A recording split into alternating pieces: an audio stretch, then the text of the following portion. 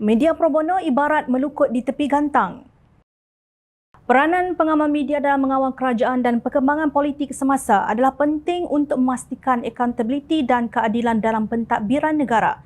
Sebagai institusi keempat, media memainkan peranan sebagai pengawal pintu belakang yang mengawasi tindakan dan keputusan kerajaan serta perkembangan politik semasa.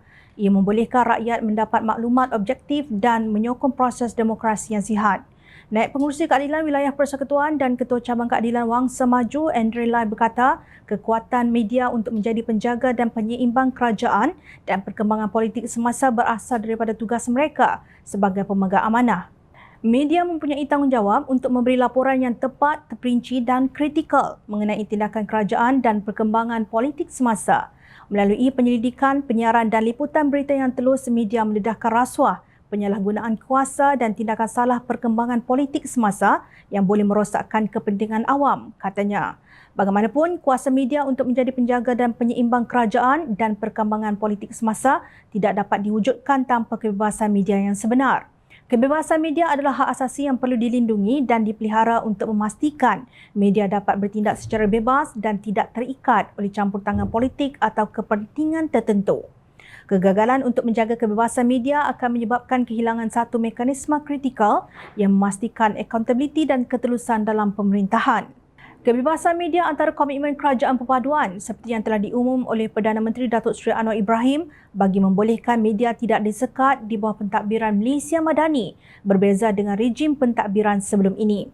Meskipun hari ini terdapat alternatif penyuara pendapat di alam maya melalui TikTok dan WhatsApp, sebaran maklumat yang tidak benar dapat dikesan dengan mudah.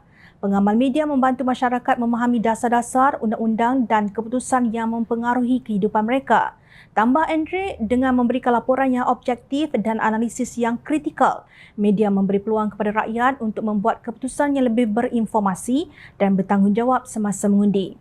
Mana-mana gelombang fitnah dan propaganda tidak dapat berkekalan dengan kekuatan media yang sentiasa berada dalam keadaan kritis atau berjaga-jaga. Kekuatan media sebagai penjaga dan penyeimbang kerajaan dan perkembangan politik semasa tidak dapat dinafikan. Ia adalah satu elemen penting dalam kehidupan berdemokrasi, membantu masyarakat membuat keputusan yang berinformasi dan melindungi kepentingan awam, ujar beliau dalam tulisannya di Petik Suara Keadilan.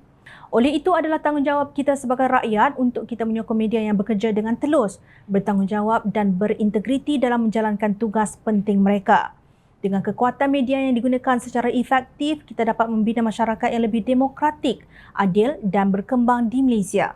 Kebebasan media merupakan agenda reformasi dan memberi amaran kepada pengamal politik oligark yang masih mempraktikkan politik feudal tidak kira di sebelah kerajaan atau pembangkang.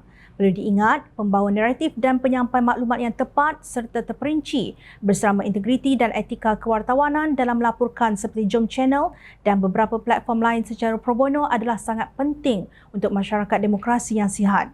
Naratif dan berita yang dibawa adalah semak dan imbang kepada kerajaan kerana media seperti ini bukan berada di arus perdana yang sentiasa membodik dan mengipas.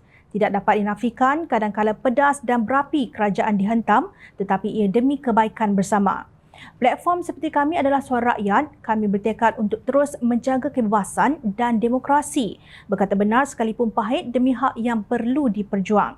Oleh itu, kepada kerajaan perpaduan, usah diabaikan. Apatah lagi dinafikan sumbangan ikhlas pengamal media pro bono yang berusaha memastikan kemenangan dan kelangsungan perjalanan demokrasi negara.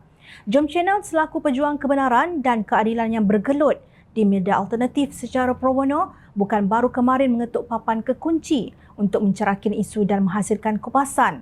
Tiada paksaan untuk mendengar atau tidak mahu mendengar suara rakyat marhain yang menegur kerana kasih dan cinta kepada negara ini. Namun, jika kalian jatuh, maka bangunlah sendiri. Kami ibarat melukut di tepi gantang, masuk tak penuh, keluar tak luak. Tetapi kami ikhlas berjuang untuk rakyat.